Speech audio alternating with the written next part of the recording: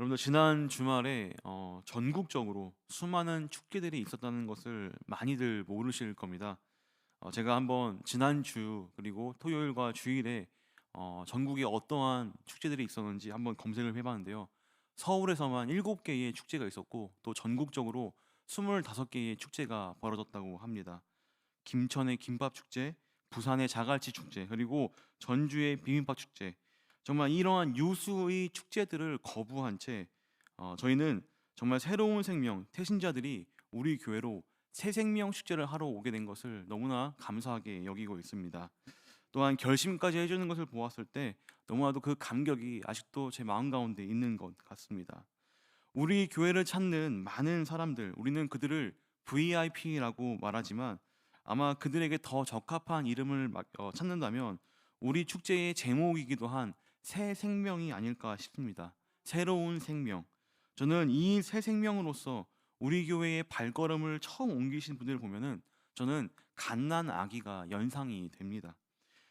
우리에게 이곳 신일교회는 너무나 익숙한 곳이고, 아니 어떤 분들은 집보다 더 익숙한 곳일 수 있으나 어, 그러나 새로 오신 그분들, 그 새 생명들에게는 이곳이 좀 어색한 공간이고 새로운 곳으로 여겨질 것입니다. 갓난아이가 이제 병원에서 혹은 산후조리원에서 엄마와 함께 처음 집으로 온다면 그 집안 모든 사람들은 무엇을 하겠습니까? 그 아이를 맞이할 준비를 합니다. 집을 깨끗이 청소하고 또 위험하거나 다칠 수 있는 물건들을 한쪽에 치워놓으며 그 아이가 잘 자라고 잘 먹고 잘 잘 수 있는 최적의 환경을 만드는 것이죠. 새 생명이 집에 왔는데, 새 생명이 우리에게 새롭게 왔는데 아무도 그에게 관심이 없고 그들이 잘 적응할 수 있도록, 잘 뿌리내릴 수 있도록 도움을 줘야 하는데 무감심과 냉랭한 표적뿐이라면, 알아서 적응해라라는 식으로 우리가 여긴다면 안 된다는 것입니다. 저는 오늘 이제 새생명 축제 이후에 그 여리고 그 작은 생명들을, 우리의 태신자와 우리의 그 VIP들을 어떻게 대할지 고민하면서 오늘 본문을 나누고자 합니다.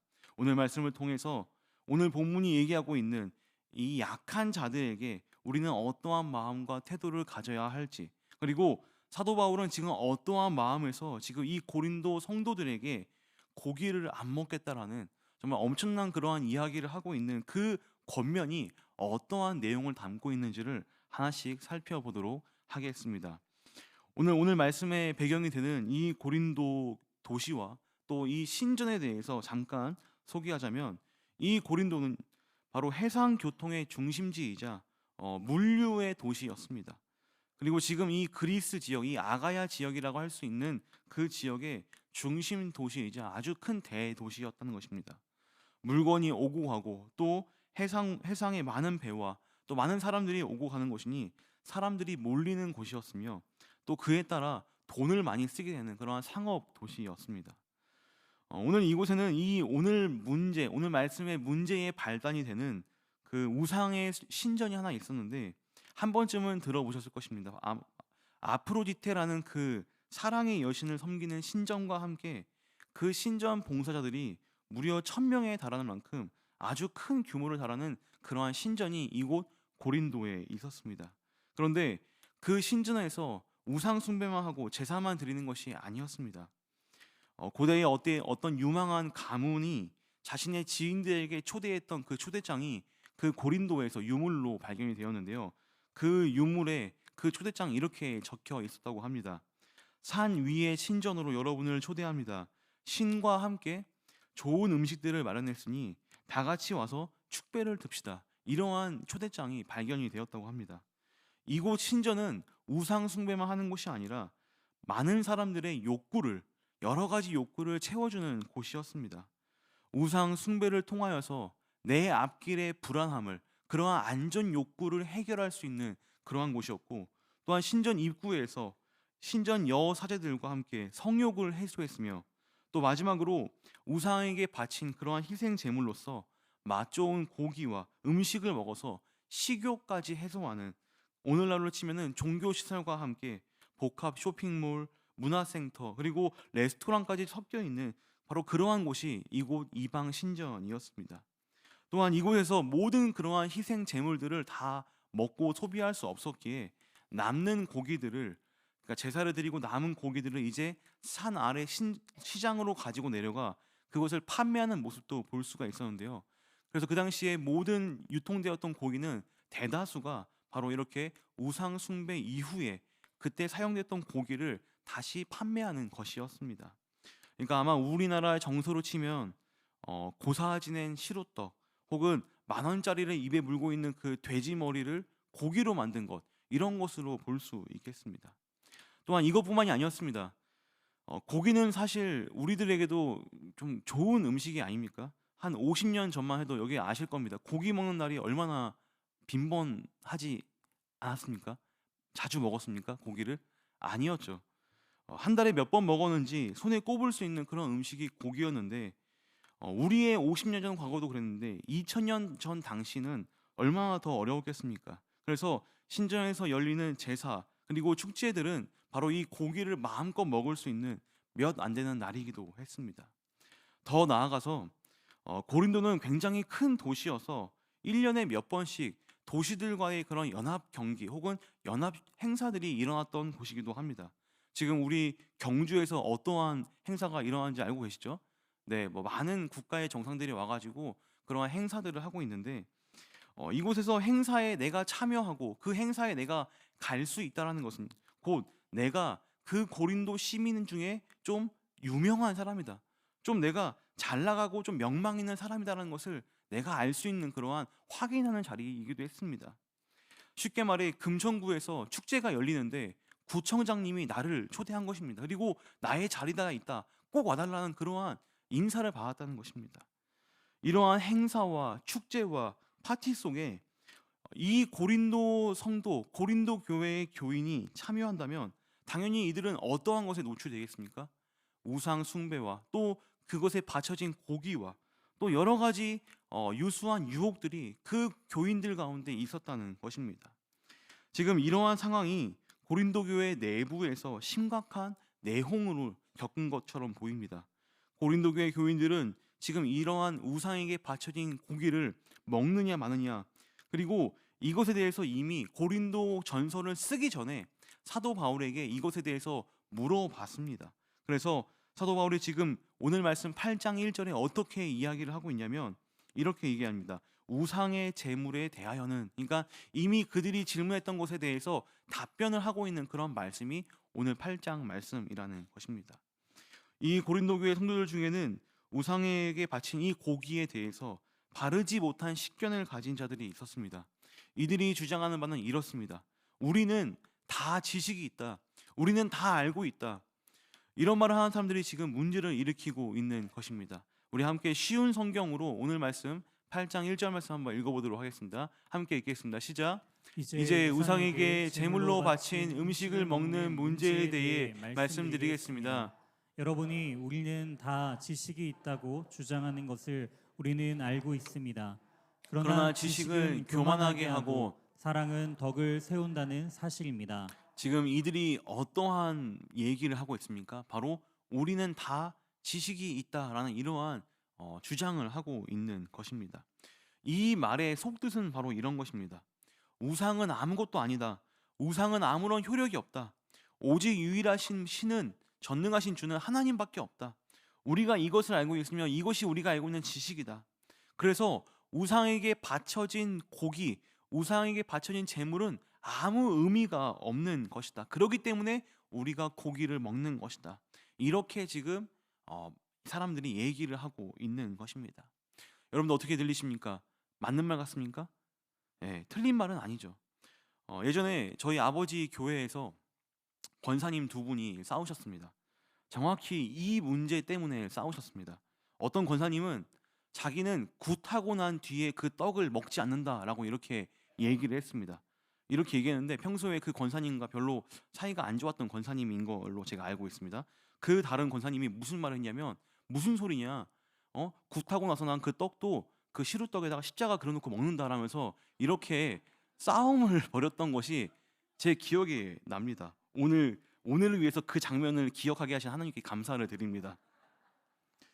자, 지금 이 고린도 교회에 이러한 지식이 있는 자, 그러니까 십자가 그려놓고 먹으면 되지 않냐 말하면 이렇게 풀이하는 사람들이 있다는 것입니다. 자, 그런데 오늘 말씀 본문을 보면 그렇지 못한 사람들도 있다는 것을 오늘 말씀을 통해 볼 수가 있습니다. 우리 함께 9절과 10절 또 11절 빨간 글씨에 유의해서 한번 읽어보도록 하겠습니다. 이 약한 자들이 어떤 사람들인지 우리 함께 한 목소리로 읽겠습니다. 시작. 그런즉 너희의 자유가 믿음이 약한 자들에게 걸려 넘어지게 하는 것이 되지 않도록 조심하라. 지식이 있는 내가 우상의 집에 앉아 먹는 것을 누구든지 보면 그 믿음이 약한 자들의 양심이 담력을 얻어 우상의 재물을 먹게 되지 않겠느냐. 그러면 내 지식으로 그 믿음이 약한 자가 멸망하나니 그는 그리스도께서 위하여 죽으신 형제라. 형제라. 우리는 다 지식이 있다. 우상은 없다. 오직 하나님밖에 없다. 이것을 주장한 사람들은 그러면 이 약한 자들, 이 믿음이 연약한 자들의 반대의 사람들이겠죠. 그래서 이러한 사람들을 이제 강한 자라고 제가 얘기하겠습니다. 강한 자. 그러니까 지금 고린도 교회에서는요, 강한 자와 약한 자가 함께 공존하고 있는 것입니다. 여러분들, 그러면 우리의 상황으로서 지금 지난주에 우리가 예배드리고 새생명 추대했던, 그렇게 해서 많이 우리 교회로 오게 됐던 그 새 생명들은 어떠한 사람들이겠습니까? 약한 자겠죠. 우리는 그러면 어떤 사람이겠습니까? 강한 자가 될 수 있는 것입니다. 강한 자와 약한 자의 차이를 아실 것입니다. 자, 그런데 이 약한 자들에게는 한 가지 특징이 있습니다. 고린도전서 8장 7절은 이 약한 자의 특징을 이렇게 얘기하고 있는데요. 빨간 글씨 보면 이렇게 얘기하고 있습니다. 어떤 이들, 그러니까 이 약한 자는 지금까지 우상에 대한 뭐가 있습니까? 습관이 있는 것입니다. 그러니까 그 새생명 취재를 통해서 우리로 이 자리로 오게 된 그들은요, 세상의 습관을 가지고 온 그러한 사람들이라는 것입니다. 우상에 대한 습관이 있어서 그들이, 이 고린도 교회 그 약한 자들이 고기를 먹을 때 어떤 생각을 합니까? 강한 자들처럼, 지식이 있는 자들처럼 우상은 아무것도 아니야 라고 말할 수 있는 그러한 사람들과는 달리 어떠한 장면이 떠오릅니다. 그 장면이 뭘까요? 우상 숭배하는 그 모습들, 신전에서 음행했던 그 모습들, 그곳에서 정말 향연을 지겼던 그 모습들이 그 고기를 보자 떠올랐던 것입니다.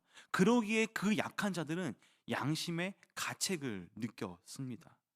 믿은 지 얼마 안 된 사람들에게, 믿은 지 오래된 사람들이 자주 하는 실수가 무엇입니까? 그 약한 자들에게 우리가 뭐라고 얘기합니까? 아유, 괜찮아, 그래도 돼, 나도 그때 그랬어, 근데 별거 아니야, 괜찮아, 그래도 돼 라고 하는 그러한 우리들의 모습들, 너무나 많은 상황들이 있어서 제가 다 말씀드리지는 못하지만 그러한 모습들이 있지 않습니까? 지금 고린도 교회 내부 상황은 이 말씀으로 보아 강한 자들, 지식이 있는 자들, 오래 믿은 자들이 그 우상의 실체를 알고 있는 사람들이, 그들은 단순한 그 고기를 음식으로만 생각했다는 것입니다. 그냥 먹습니다. 시장에 흘러나온 그 우상에 숨긴 그 재물들, 그 고기를 그냥 사 먹게 됩니다. 또 그냥 연례 행사로 신전에 올라가서 나의 인기와 나의 그 명예를 확인하는 자리를 갖게 됩니다. 또 명망 있는 사람들이 부르면 어느샌가 그곳에 따라가서 함께 어울리는 그런 모습을 보여주고 있었다는 것입니다. 그리고 이 강한 자들은 자신들만 고기를 먹고 또 자신들만 그러한 신전 행사에 참여하는 것이 아니라 약한 자들에게도 그 고기를 먹도록 종용했습니다. 이 믿음의 약한 자들은 어떻게든 생긴 그 약한 믿음, 그 그리스도에 대한 믿음을 가지고 고기도 끊고 신전도 안 올라가는 그런 모습을 가지고 있었으나, 반대로 내 주변에 있는 그 믿음이 강한 자들처럼 보이는 사람들이 자꾸만 다시금 옛날의 모습으로 그들을 유혹했다는 것입니다. 여러분들, 이러한 일들은 우리들에게도 일어날 수 있습니다. 믿음이 강한 자, 신앙생활을 오래 한 사람들과 새 생명, 태신자들, 작정자들과는 분명한 차이가 있다는 것입니다. 예를 들어 한번 저의 예를 한번 들어보겠습니다. 제가 한번 예전에 말씀 한번 드렸었는데, 저는 차에서 제 승용차 자가용에서 그 미군 방송을 많이 듣습니다. 근데 그 방송에서는요, 굉장히 팝송이 많이 흘러나오는데, 제가 시흥대로에서 팝송을 들으면서 신나게 소리를 켜놓고 머리를 흔들면서 지나가다가, 아니 지난주에 저희 청년국에 새로 등록을 한 새 가족이 그 장면을 보게 된 것입니다. 아니 방금까지 우리 목사님이 신실하게 찬양을 부르다가 퇴근길에는 팝송을 듣네라면서 시험이 들 수 있는 그러한 장면과 굉장히 유사하다는 것이죠. 안 되는 것은 아닙니다. 그러나 분명히 이것이 믿음이 약한 사람들, 새 가족들에게는 문제가 될 수 있고 마음이 어려워지는 그러한 상황이라는 것입니다. 나는 괜찮아. 나는 신실해. 나는 상관없어. 이런 생각을 가진 강한 자들이 하나님을 잘 안다라고 얘기를 합니다. 하나님을 잘 알고 있으니까 괜찮다라고 얘기를 합니다. 그러나 여러분들, 그들은요, 틀렸습니다. 하나님을 진정으로 알지 못했고 하나님이 원하시는 건지 무엇인지 몰랐으며 가장 큰 잘못, 그들이 했던 가장 큰 잘못은 바로 이웃을 사랑하지 못했다라는 것입니다. 이웃을 위한다고 자신이 알고 있고 자신이 믿고 있고 자신이 맹신하는 것을 계속해서 강하게 권유를 했습니다. 그로 인해서 그 어린 영혼들이, 그 약한 영혼들이 시험에 들었기 때문입니다. 오늘 말씀 9절 말씀은 이렇게 얘기합니다. 함께 읽겠습니다. 시작. 그런즉 너희의 자유가 믿음이 약한 자들에게 걸려 넘어지게 하는 것이 되지 않도록 조심하라. 여러분, 약한 자들은 어땠습니까? 사실 이들도 마찬가지입니다. 믿음이 온전하지 못했습니다. 우상은 아무것도 아닌데 아직까지 그 습관에, 그것에 영향을 받고 있습니다. 양심이 제대로 발동하지 않아서 유혹과 시험에 힘들어하는 모습을 보이고 있습니다. 둘 다, 강한 자와 약한 자 둘 다 문제가 있다는 것이죠. 저는 오늘 말씀을 두 가지로 한번 정리해 보고자 합니다. 첫 번째입니다. 여러분들, 하나님을 안다는 것, 지금 이 강한 자들이 얘기했던, 주장했던 나는 다 알고 있다, 이 하나님을 알고 있다는 이 사람들은요, 사실 이것은 지적으로만 아는 것에서 끝나는 것이 아니라 바로 사랑이라는 것이 동반되어져야 한다는 것입니다. 고린도서 8장 2절을 이것을 이렇게 얘기하고 있습니다. 제가 한번 읽어보겠습니다. 만일 누구든지 무엇을 아는 줄로 생각하면 아직도 마땅히 알 것을 알지 못하는 것이요. 그러니까 지금 이 말을 뭘 얘기하고 있냐면 지식으로만 아는 것, 이것을 주장하는 것은 아직 다 알지 못하는 것이다라는 것을 얘기하고 있는 것입니다. 자, 그렇다면 진정으로 안다는 것은 무엇이냐라고 했을 때 제가 아까 얘기했던 것처럼 사랑이 있어야 합니다. 사랑. 하나님을 사랑하는 것이 하나님을 아는 것이고 성경이 말하고 있는 그 아는 것의 정의입니다. 우리 함께 8장 3절 말씀 한번 읽어보도록 하겠습니다. 뭐라고 얘기하고 있는지 함께 읽겠습니다. 시작. 또 누구든지 하나님을 사랑하면 그 사람은 하나님도 알아주시느니라. 그러니까 사랑의 상호 관계가 되어야지 이것이 성립이 되는데, 고린도 교회의 강한 자들은 하나밖에 모르는 사람들이었습니다. 절반만 아는 사람들이었다는 것입니다. 하나님을 아는 것은 그 하나님 사랑 안에 거하고 그 사랑으로 살아가는 것인데, 그들은 그런 삶을 살지 못했기 때문에 하나님을 진짜로 제대로 알지 못하였다라고 말할 수 있습니다. 그러나 여러분, 반대로 하나님은 어떠십니까? 하나님은 그 성도들을 혹은 우리들을 다 알고 계십니다. 그런데 아는 것에서 그치는 것이 아니라 우리들에게 무엇을 했습니까? 사랑을 하신 것입니다. 하나님이 보여주신 아는 것의 정의가 바로 이것입니다. 안다는 것은 지적으로 끝나는 것이 아니라 그 영혼을 위해 사랑하는 마음까지 있다는 것입니다. 여러분들, 그래서 사도 바울은 이들에게 어떻게 얘기하고 있습니까? 사도 바울은 이렇게 얘기하고 있습니다. 고기 이거 안 먹어도, 이거 먹지 않아도 안 죽는다. 사도 바울은 이렇게 얘기합니다. 우리 함께 8절 말씀, 좀 사도 바울의 그런 강력한 의지를 한번 우리 생각하면서 읽어보겠습니다. 함께 읽겠습니다. 시작. 음식은 우리를 하나님 앞에 내세우지 못하나니 우리가 먹지 않는다고 해서 더 못 사는 것도 아니고 먹는다고 해서 더 잘 사는 것도 아니니라. 무슨 말인지 아시겠죠? 고기 그거 안 먹는다고 안 죽는다는 것입니다. 여러분들, 고기 많이 먹으면요 배만 많이 나오고 더 잘 사는 것도 아니고 안 먹는다고 해서 죽는 것도 아니다. 그러니까 13절에서 이걸 이렇게 얘기합니다. 그러므로 만일 음식이, 그 고기가 내 형제를 실족하게 한다면 나는 영원히 고기를 먹지 않아야 하며 내 형제를 실족하지 않게 하리라. 영원히 먹지 않겠다라고 이렇게 고백을 하고 있습니다. 내 형제가 실족할 바에, 내 형제가 넘어질 바에는 나는 고기에 입도 손도 안 대겠다라는, 어떻게 보면 이웃에 대한 사랑을 이렇게 결심으로 보여주고 있는 것입니다. 두 번째로 우리가 오늘 말씀을 통해서 알 수 있는 사실은요. 교회에는 늘 약한 자들이 있다라는 것입니다. 사실 여기 계신 분들은 뭐 거의 대부분이 다 강한 자, 믿음이 충실한 자이기도 하지만 여기엔 또 잘 보면요. 약한 자들이 함께 이곳에 있습니다. 그러기에 우리 강한 자들은요. 이 약한 자들을 조심스럽게 대해야 한다는 것을 말씀을 통해 볼 수가 있습니다. 9장 9절 말씀 이렇게 얘기합니다. 그런즉 너희의 자유가 믿음이 약한 자들에게 걸려 넘어지게 하는 것이 되지 않도록 조심하라. 여기선요. 자유를 얘기합니다. 자유. 그러니까 사도 바울은 자유라는 표현을 쓰고 있습니다. 강한 자, 오래된 자, 많이 아는 자의 행동을 자유라고 얘기합니다. 그러나 이러한 자유함에 그 행동에 그것을 통해서 약한 자들이 걸려 넘어진다면 그 자유함은 어떻게 보면 그 약한 자를 망하게 하는, 멸망하게 하는 그러한 올무가 될 수 있다라는 것입니다.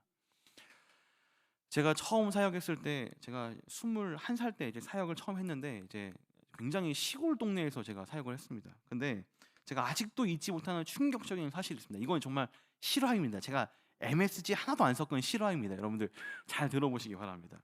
제가 당시 이제 유초등부 전도사였는데요. 이제 부장님으로 섬기시는 집사님과 이제 대형 마트에서, 큰 마트에서 마주치게 됩니다. 근데 그 마주친 게 왜 놀랄 일이냐? 부장 집사님이 음료를 사셨는데 여러분들 상상이 되시나요? 어른들이 즐겨 드시는 그 음료를 한 움큼 사셨는데 심지어 그거를 계산하고 계셨습니다. 제가 그거를 봤습니다. 여러분들 저는 정말 어디를 쳐다봐야 될지 동공이 흔들렸고 부장님은 정말 너무나도 부끄럽게 그 자리를 빨리 피해 버리는 그러한 장면을 제가 마주했습니다. 흔히들 주초 문제라고 하죠. 늘 우리 안에 이러한 교회 안에서의 갈등들과 또 그 기준들이 있습니다. 그러나 여러분들 중요한 것은 오늘 말씀처럼 자유가 믿음이 약한 자들에게 걸려 넘어지게 하는 그러한 것이, 그러한 행동이 되어서는 안 된다는 것입니다. 누가 조심해야 합니까? 약한 자가 조심해야 합니까? 아닙니다. 강한 자가 조심해야 합니다. 그들이 넘어지지 않도록, 그들이 교회 가운데 잘 뿌리 내릴 수 있도록 우리가 조심하게 행동을 해야 한다는 것이죠. 여러분들 이번 새생명 축제로 인해서 정말 많은 사람들이 우리 교회로 들어오게 될 것입니다. 유입이 될 것입니다. 새로운 생명입니다. 너무나 약하고 너무나 작은 그러한 여린 생명임을 기억하셔야 합니다. 그들 중에는요, 담배 흡연하시는 분들 계실 겁니다. 여러분들 그분들이 담배 피우고 교회 와가지고 담배 냄새 풍기면 우리가 어떻게 하겠습니까? 내쫓아야 합니까? 페브리즈를 뿌려주던가 내 향수를 뿌려주던가. 그러니까 그러한 모습이, 사랑의 모습이 우리 가운데 있어야 합니다. 우리들의 그러한 표정과 우리들의 그러한 모습으로 그들이 시험받지 않도록 우리는 마음가짐을 잘 해야겠습니다. 여러분들 그렇게 새로운 사람들이 우리 교회에 와서 우리들을 봤을 때, 야 너희들도 세상과 별반 다름없네, 야 너희들도 저 그냥 동호회 모임과 별반 다름없네, 이러한 평가를 받아서는 안 되지 않겠습니까? 그들이 교회에 오는 정말 다양한 이유들이 있겠지만, 그들이 교회로 발걸음을 향했던 정말 다양한 이유들이 있지만, 사실 그들이 가장 누려야 할 것은요, 아 이곳은 세상과는 다른 곳이구나, 아 이곳은 저 세상과는, 저 차가운 저곳과는 다른 따뜻함이 있구나, 나를 반겨주고 나를 기뻐해주는 사람들이 정말 많이 있구나, 이것을 느껴야 하는 장소가 이곳 신일교회가 되어야 되지 않겠습니까? 그러기 위해서 우리는요, 더욱더 우리 가운데 그리스도의 사랑을 채워야겠습니다. 그리스도의 마음으로 우리를 풍성하게 해야 합니다. 11절 말씀 이렇게 얘기하고 있습니다. 우리 함께 한 목소리로 읽겠습니다. 시작. 그러면 내 지식으로 그 믿음이 약한 자가 멸망하나니 그는 그리스도께서 위하여 죽으신 형제라. 그 약한 자가 어떤 형제라고 얘기합니까? 그리스도께서 그 영혼을 위해 죽은, 나랑 똑같은 사랑을 입은 그러한 사람임을, 소중한 사람임을 우리가 자각하고 그들을 맞이해야겠습니다. 딱 두 가지입니다. 여러분들 담임 목사님이 늘 얘기하시죠. 첫 번째가 뭡니까? 인사 잘하고, 두 번째가 뭡니까? 항상 웃고, 저도 약간 좀 이렇게 울상이어서 잘 웃는 게 잘 안 되지만 웃으면서 그들과 인사하는 그러한 우리의 모습이 있으면 좋겠습니다. 마지막입니다. 마지막으로 우리들끼리 하는 얘기입니다. 우리들끼리 서로 사랑하는 모습이 있어야 합니다. 이 사랑에 우리들끼리 사랑하는 모습이 있어야 되는 것이죠. 1절 말씀은 이렇게 얘기를 하고 있습니다. 우상의 제물에 대하여는 우리가 다 지식이 있는 줄 아나 지식은 교만하게 하며 사랑은 덕을 세우나니. 사랑은 덕을 세우나니. 여러분들, 좀 어려운 말입니다. 사랑으로 덕을 세운다. 근데 이것을요, 어원을 보면, 이제 원어를 보면 이렇게 표현하고 있습니다. 사실 덕이라는 그 의미가 없습니다. 그냥 사랑은 세운다. 사랑은 강하게 한다. 사랑은 짓는다. 그러니까 이런 표현으로 딱 끝이 납니다. 여러분들, 무엇을 얘기하고 있습니까? 사랑이 연결성이 있다는 거예요. 사랑을 통해서 우리가 서로 연결된다. 서로 지탱해준다. 지지해준다. 서로 강하게 해준다. 이것을 얘기하고 있습니다. 여러분들, 신일교회가요, 왜 이토록 건강하고 전도를 잘하고 이러한 역동성을 가지는지 저는 생각해 봤습니다. 바로 서로를 강하게 해주기 때문입니다. 서로를 지지해주기 때문에 우리가 이렇게 역동성을 가질 수 있다는 것입니다. 그러나 여러분들, 고린도 교회는요, 문제가 많은 교회였습니다. 고린도 교회는요, 싸움이 너무나 잦은 교회였습니다. 너무나 갈등이 많은 교회였습니다. 왜 그렇습니까? 서로 지지해주는 모습이 없었기 때문에, 서로 사랑하는 모습이 없었기 때문에, 내가 잘났고 내가 강하고 내가 더 많이 하니까 너희들은 한참 부족하다, 이러한 손찌검만 있는 교회였기 때문에 그들은 온전하게 서지 못하기 때문이었습니다. 여러분들, 그러나 사도 바울은요, 이런 얘기를 마지막으로 하고 있습니다. 사랑이 세우는 것이다. 사랑으로서 덕을 세우는 것이다. 사랑이 교회를 강하게 하는 것이다. 사랑하는 신일의 모든 성도 여러분들, 약한 자들이 우리 가운데 있습니다. 또 우리들에게 올 것입니다. 이들을 우리의 자리와 우리의 수준까지 올려주는 것은요, 결국 사랑입니다. 예수님도 그들을 위해 죽으셨다는 것을, 예수님도 그들을 사랑하셔서 우리처럼 목숨을 주며 구했다는 것을 기억하시며 새 생명들을 반기시고 사랑으로 대하시고 넉넉하게 용납하고 이해해 주시는 신일의 모든 성도님 되시길 주님의 이름으로 축원드립니다. 제가 기도하겠습니다.